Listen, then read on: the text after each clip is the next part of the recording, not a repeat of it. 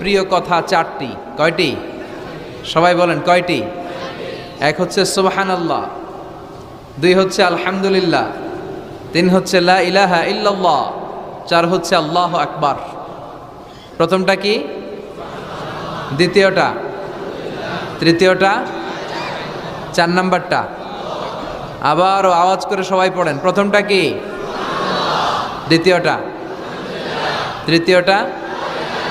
চতুর্থটা? আহাব্বুল কালাম ইলাল্লাহি আরবা। আল্লাহর কাছে সবচাইতে প্রিয় কথা এই চারটা, সবচাইতে প্রিয় কথা। আর এই প্রতিটা কথার ভেতরে আল্লাহর নাম আছে না নাই? দেখেন, সুবহানাল্লাহ আল্লাহ আছে, আলহামদুলিল্লাহ, লা ইলাহা ইল্লাল্লাহ, আল্লাহু আকবার আছে না নাই? তার মানে জিকির করতে হলে ওই জিকিরের মধ্যে নাম থাকতে হবে কার? আল্লাহর নাম ছাড়া এদেশে অনেক জিকির